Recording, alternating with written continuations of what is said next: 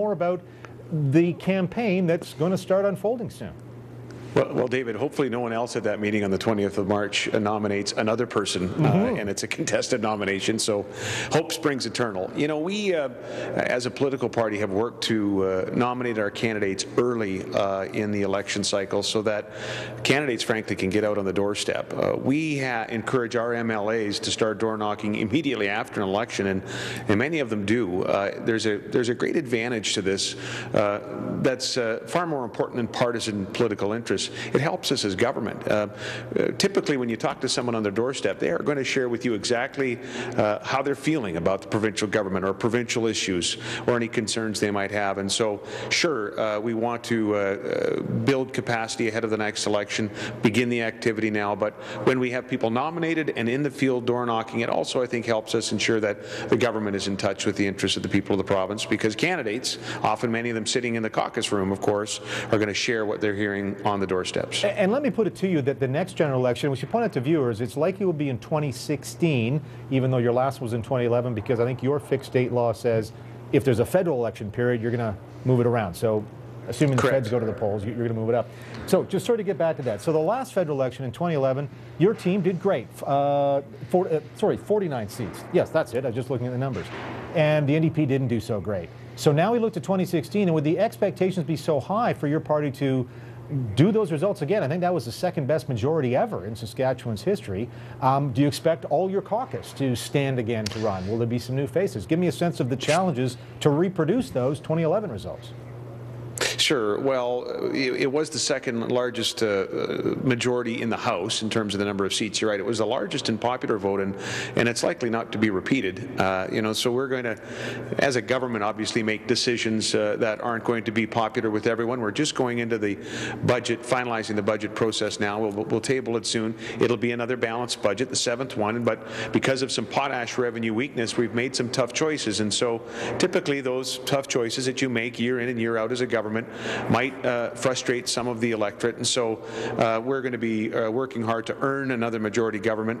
64%, 49 seats. You know, we're going to work hard to earn all of those and a few more, but certainly there's going to be challenges that weren't there in 2011. I assume as well one of the challenges for a government with such a lot of caucus members is finding enough work for everyone to do. People want to be committee chairs, parliamentary secretaries, cabinet members, and that leads me to this. It's the midterm of the middle of your term. You had a big shuffle, sort of big cabinet shuffle relatively soon after the 2011 election in early 2012. Can we expect for you to take another look at your cabinet and bring in some new people? We have shuffled the cabinet. I've shuffled the cabinet on a fairly regular basis, mostly to build capacity. David, early in 2007, obviously, we had never been in government before. We had one MLA who had any time in government at all on the government side of the House, and that was not in cabinet. And so we've been working hard to ensure that we're building capacity, that we give members a chance to do different things, serve in the cabinet, sometimes take a break and then back into cabinet. There's examples of that, certainly more than one. Committee chair positions, as you've said, but we have a great team. We do have a team that understands. They all ran to be MLAs first and foremost, and there's a great honor in that for all of us, getting to work here in this building and be a voice for our constituents back home. So we've got a great team approach on the part of a very large caucus, as you pointed out. We've also, though, tried to rotate people through different responsibilities. And just backtracking to your previous question, you know, we have some long-standing members that I expect to be announcing they may not be running again. One today, in fact, Yogi Hugabert was elected for the Saskatchewan Party when I first was elected in '99, has served in the cabinet.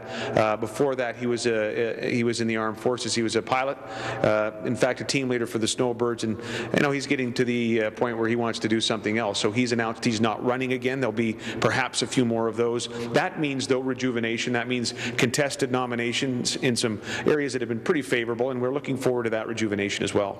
I want to ask you about the election that is going to happen in 2015 across the country. You'll be a voter just like the rest of us. I think your MP would likely be David Anderson, I think, from Swift Current, or David Anderson is the represents the area, Conservative.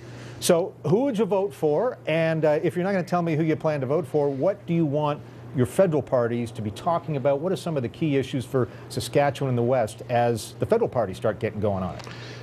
Well, there's a very important key issue right now that the federal government has certainly a lot of jurisdiction over. It's shared, but principally when it comes to rail transportation, we're talking about the federal government.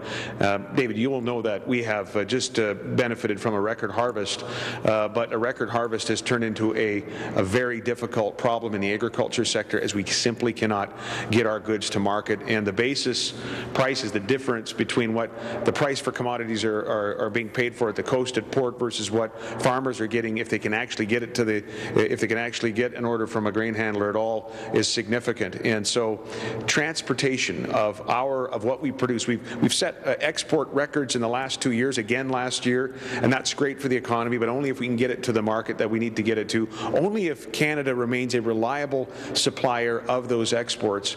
So we'll be looking to the federal government and all those in federal leadership for assurances, for plans to make sure of the efficiency and the efficacy of our transportation system.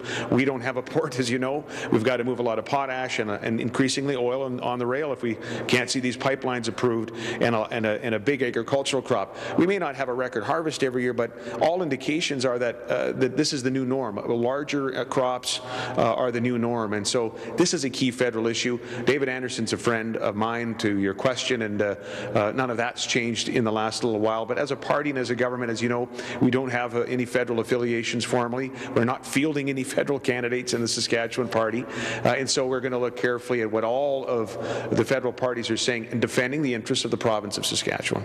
Well, Brad Wall, the Premier of Saskatchewan, thank you so much for joining us. Good luck on March 20th. I hope it's acclamation for you. Thanks very much. I appreciate the time tonight. All right, now I want to bring in our friend Chris.